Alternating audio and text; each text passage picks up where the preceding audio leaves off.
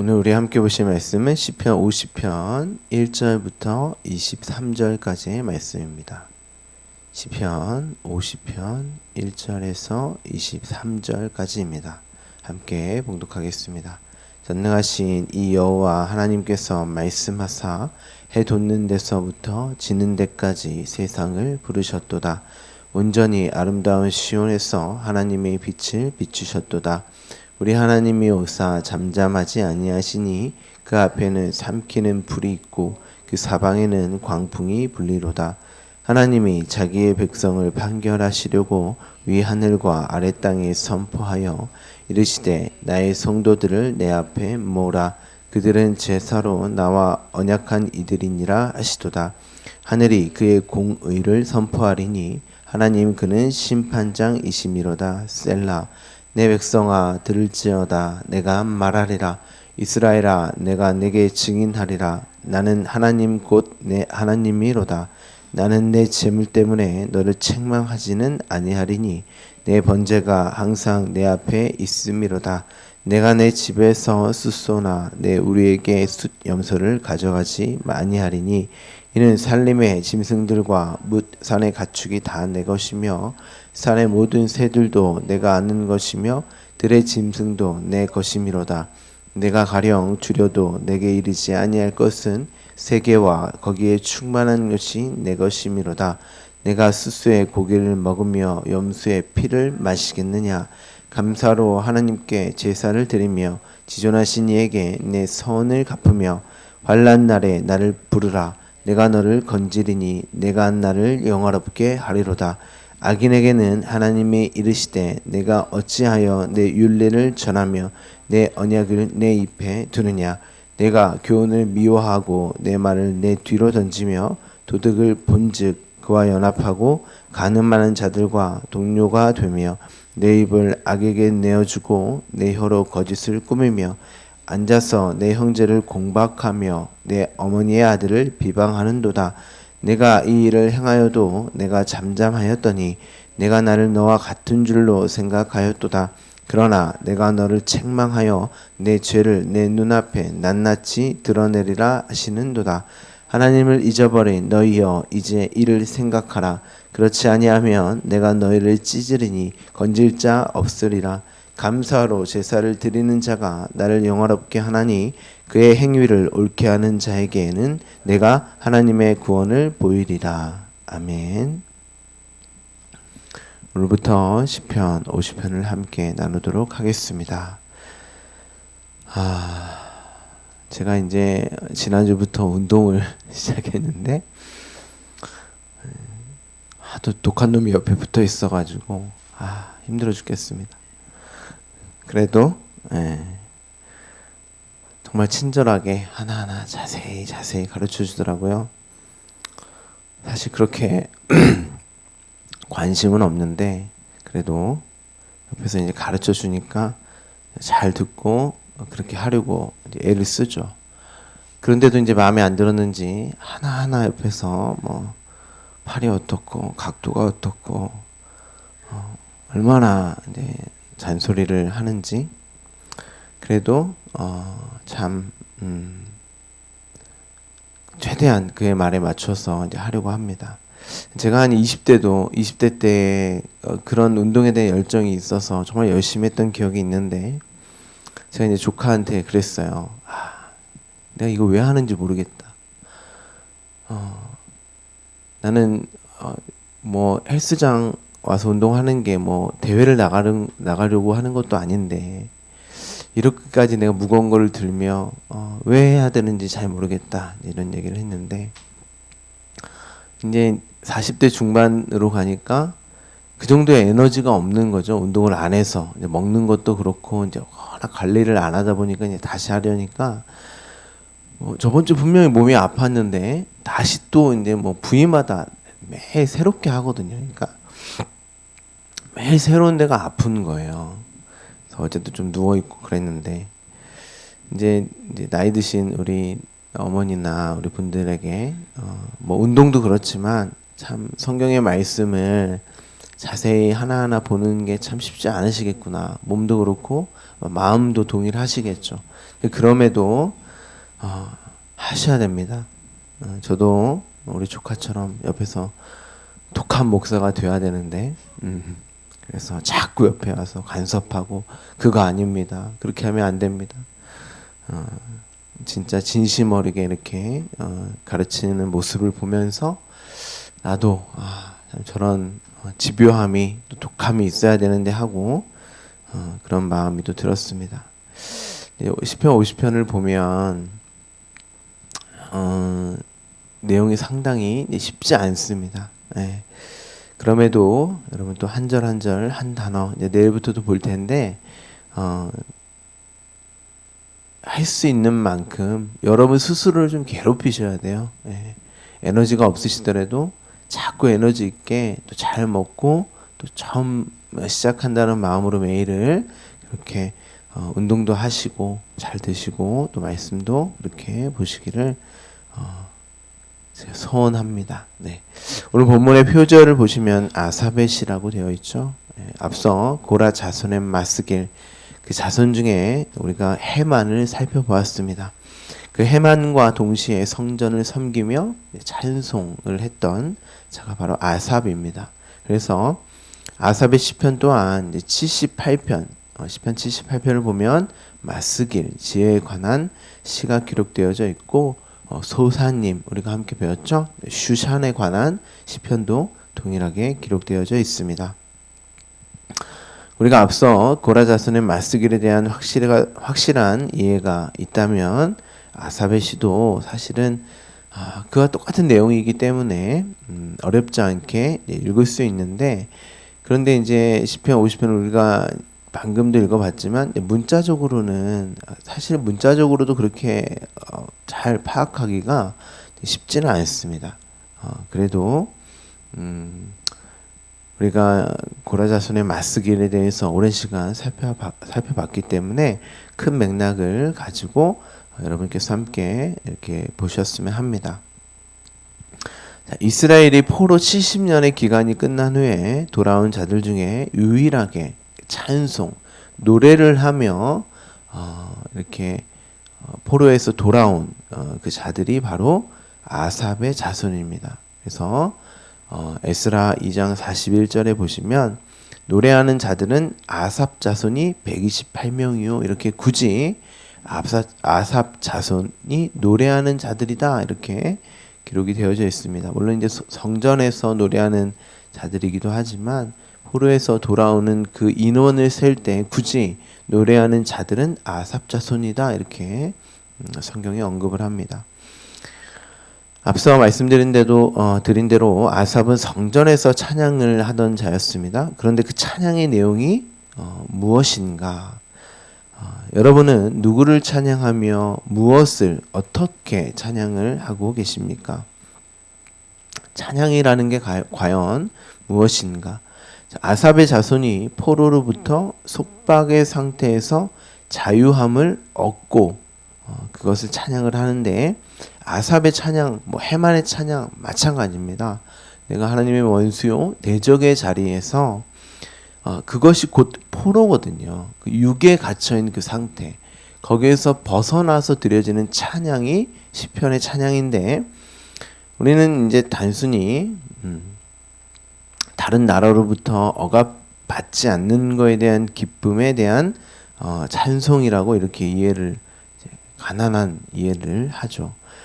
포로로 귀환했을 뿐 여전히 식민지의 상태였습니다. 이스라엘은. 자, 성경의 내용을 어떻게 보면 약간의 심파적으로 이해를 하기에 우리가 성경을 읽는데 그러면 말씀을 가지고 그 심파적인 내용으로 나의 삶을 그렇게 적용해 버리기 쉬워요. 나도 누구로부터의 억압받고 있는 어떤 지금의 상황을 시어머니로부터의 억압, 다른 남편으로부터의 억압, 아니면 상사로부터의 억압, 여기서부터 이스라엘이 다른 나라로부터 억압에서 벗어났듯 나도 벗어나야 되겠구나 하는 그 심파.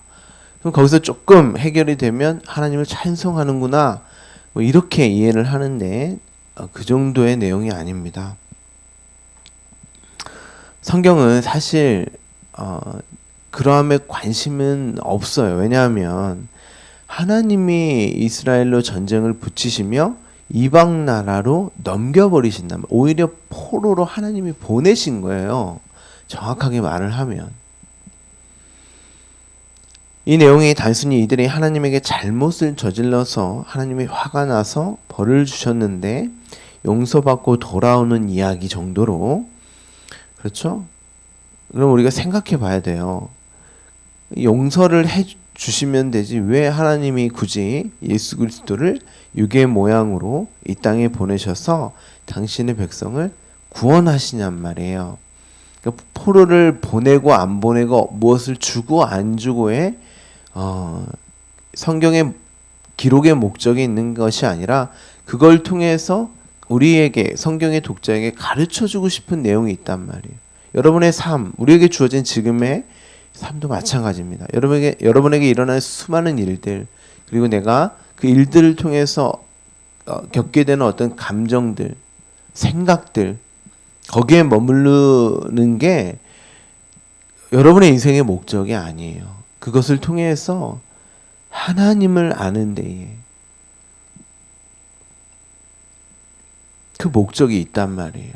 근데 대부분은 나의 어떠함에 멈추죠. 그것이 해결되어지고 해결 안 되어지고 또 해결되어지면 막 기뻤다가 해결 안 되어지면 또 암울했다가 여기에 머문단 말이에요. 오늘 본문을 보시면 하나님께서 말씀하셨다 이렇게 되어 있습니다. 해 돋는 데서부터 지는 데까지 세상을 부르셨다. 우리가 이제 내일 볼 텐데 원래는 이제 원문은 이제 땅으로 부르셨다 이런 뜻입니다. 초청했다, 카라 이런 뜻인데 땅이 무엇인지를 알아서 하늘을 알게 하시려고. 왜냐하면 우리가 아는 것은 땅밖에 없기 때문에 그렇습니다. 땅으로 부르셨어요? 초청하셨어요? 성경에 보면 땅이라고 번역된 단어가 두 가지로 나와요. 하아담마가 있고 아담은 아담의 이름이에요. 그것을 땅이라고 번역을 하기도 해요. 흙, 먼지, 티끌, 없음의 그 상태. 아담의 본질을 말할 때 땅이다 이렇게 말을 하고 아파르, 티끌 이렇게도 말을 합니다. 그런데 그들이 어떻게 내가 없음이요 티끌이요 흙인지 아냔 말이에요. 내가 이렇게 살아있고 움직이고 있는데 인간 누구도 스스로가 그런 없음의 흙의 티끌이라고 생각하지 않습니다. 그러면 그것을 알려줘야 하죠. 그래서 그것이 무엇인지를 알기 위한 창조한 것이 또 땅이라고 하는 에레츠라고 하는 단어가 있습니다. 오늘 본문에 그 세상이라고 번역된 단어가 에레츠, 땅이라는 단어예요. 나의 본질이 무엇인지를 내 밖의 땅을 통하여 그렇죠? 그런데 그 땅이 담고 있는 내용을 알면 그것이 나에게 있어서 하늘이 된단 말이에요. 그러면 성경은 하늘과 땅을 창조했다고 하고 하늘은 말하지 않아요. 땅의 내용을 기록을 한다. 왜냐하면 우리가 그 본질이 땅이기 때문에 그 땅을 알면 너희 본질을 아는 거고 그러면 그걸 하늘이라고 한다는 거예요. 성경이. 그래서 우리가 이제 계속 보겠지만 하늘과 땅에 이렇게 내용이 이제 나오죠.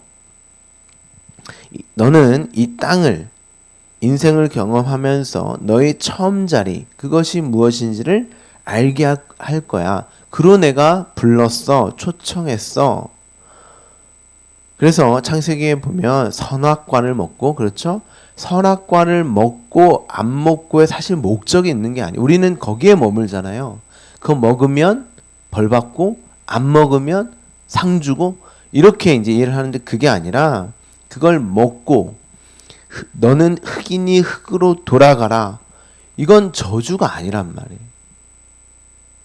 내가 그거 먹고 나는 피조물에 내가 흙이었네요. 내가 없음이고 티끌이었고 그렇게 나는 하나님의 생기를 전부로 주어주신 그 생기로 그것을 전부로 삼아 사는 그 존재가 맞네요 하면 그게 나에게 있어서 생명이란 말이에요. 그러면 내가 선악과 먹은 그 행위 자체는 나와 무관하게 되는 거예요. 그게 로마서의 그 핵심이란 말이죠. 결코 정죄할 수 없다. 자유자다. 그런단 말이에요.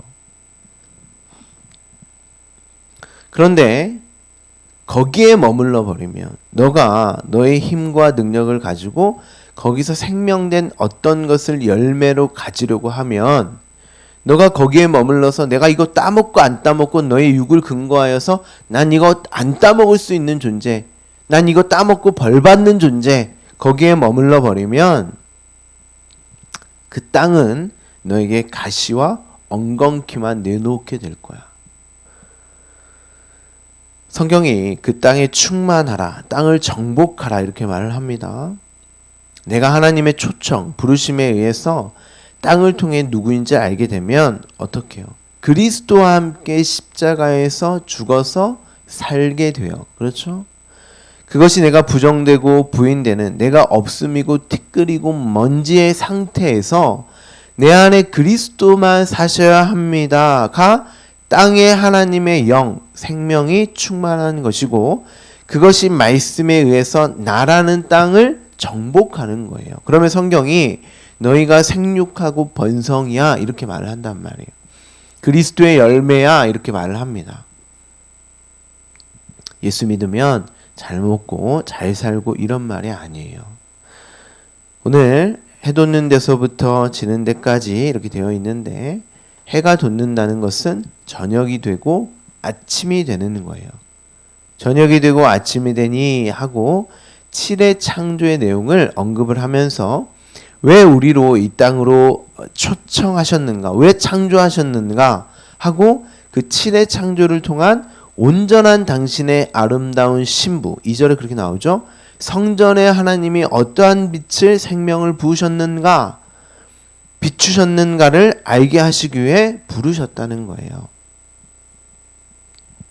7절을 보면 내 백성아 들을지어다. 말씀하셨으니까 이제 들을 백성이 필요한 거죠. 말씀은 하나님의 백성만 들을 수 있어요. 그렇게 초청되어지고 부름을 받은 자들. 자, 내가 바로 하나님, 너의 하나님이야. 그런데 인간들은 거기에 관심이 없죠. 이 육에 머물며 이 옛 성전에만, 율법에만, 그 제사에만 관심을 가지고 있단 말이에요. 내가 그거 율법 지키고 행하는 나에게만 관심을 두고 있단 말이에요. 그걸 통해서 하나님을 알아야 된단 말이에요. 내가 이러한 존재이기 때문에 나는 하나님의 생명이 필요합니다. 그게 목적이란 말이에요.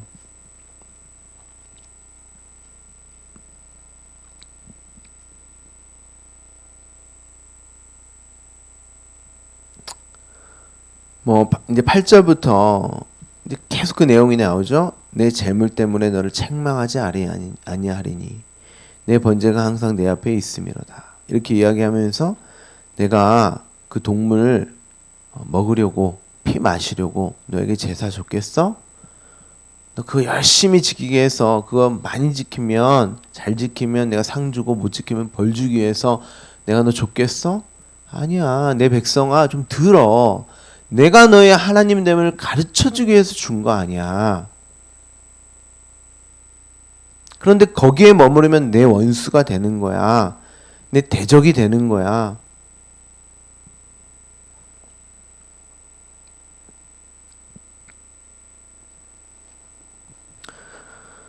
시편 50편에 그 내용이 이제 계속 나오죠. 그런데 내 말을 뒤로 던지며 너의 육을 위해서 율법 지키고 제사를 지내는 이 땅을 통해서 그것 알라고 불렀더니 너는 그 땅을 너의 힘과 능력으로 개간하고 있네. 그리고 거기서 나오는 양식을 가지고 생명 삼고 거래를 하고 있네. 내가 너 그렇게 하라고 율법과 제사, 성전을, 땅을 줬느냐? 그게 바로 도둑이고 간음이고 악이고 거짓을 꾸미는 것이, 거짓말로 가지고 있는 거지. 너가 진리의 말씀이 아니라 그것이 곧 나를 잃어버린 것이고 잊어버린 것이고 이를 생각해. 그거 생각하라고 70년의 기간 동안 이스라엘을 포로로 보내버리신 거예요. 땅을 쉬게 하기 위함이죠. 그들이 자꾸 육으로 행하는 땅을 개간하고 땅을 쉬지를 않게 하는 거예요. 그런데 아삽의 자손은 그것을 알고 맞습니다. 이게 바로 악이었네요. 죄였네요. 내가 찢어져야 할 자가 맞네요. 건져내질 수 없는 자가 맞습니다. 하고 감사로 제사를 드리는 자. 영단번의 그 제사. 내가 성전됨의 그 제사. 하나님을 영화롭게 하는 자. 자, 영화롭게 하는 것은 신약에 보면 그리스도 십자가, 그 십자가를 독사, 영화라고 한단 말이에요. 하나님의 말씀이 들리게 되어 이 땅이, 율법이, 제사가 주어진 이유를 알게 되었어요. 아, 이게 내 육을 위해서 주어진 게 아니구나. 그거 열심히 행하고 지키라고 나에게 나의 인생을 여기서 열심히 일해서 개간해서 열심히 잘 먹고 잘 살라고 행복하라고 자녀를 많이 낳고 그게 목적이 아니구나. 그렇다고 그거 열심히 하지 말라는 얘기 아닙니다. 열심히 하셔야 돼요. 최선을 다해서. 이렇게 얘기하면 그럼 율법 지키지 말라는 얘기입니까? 아니요. 열심히 율법 지키세요. 그리고 나는 지킬 수 없는 자네요로 가시란 말이에요. 그러면 그 율법 자체의 어떤 그 폐함에 있어서 율법은 나와 상관이 없게 되고 완성으로서의 그 율법이 나에게 주어진단 말이에요. 진리의 말씀으로. 그걸 하고 안 하고의 차원을 넘어서서 이제 생명의 말을 내가 갖게 된단 말이에요. 율법이 아니라 생명의 성령의 법이 내 안에 있단 말이에요. 내 안에 있게 되는 거예요. 그러면 그를 지혜 있다 그래요.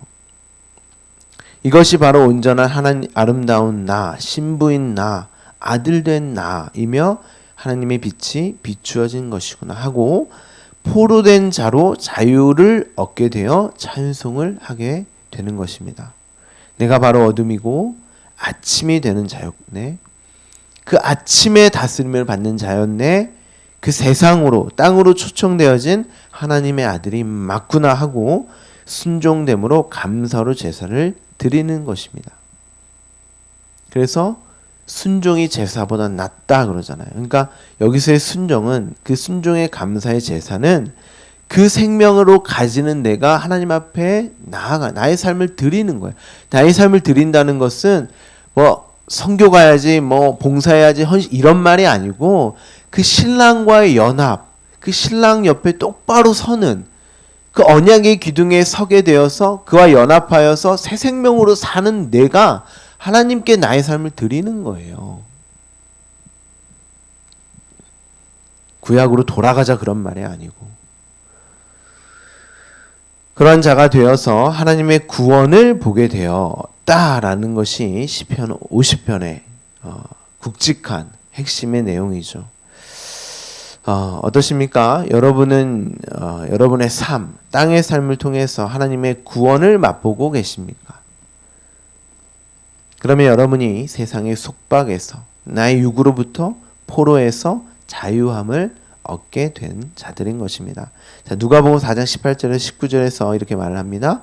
주의 성령이 내게 임하셨으니 이는 가난한 자에게 복음을 전하게 하시려고 내게 기름을 부으시고 나를 보내사 포로된 자에게 자유를 눈먼 자에게 다시 보게 함을 전파하며 눌린 자를 자유롭게 하고 주의 은혜의 해를 전파하게 하려 하심이라 하였더라.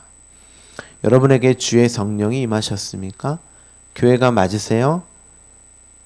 가난한 여러분에게 복음의 말씀이 주어졌습니까? 기름 부어져서 포로된 나에게 자유가 눈먼 나에게 다시 보게 함이 이루어졌습니까? 다시 보고 계세요? 여러분의 삶을 그렇게 보고 가고 계십니까? 그리고 하나님께 드리는 귀한 삶으로 그렇게 오늘을 살아가고 계십니까? 그로 눌린 자에서 자유자가 되셨습니까? 여러분의 삶이 주의 은혜의 해를 전파하는 자의 삶이 맞으세요?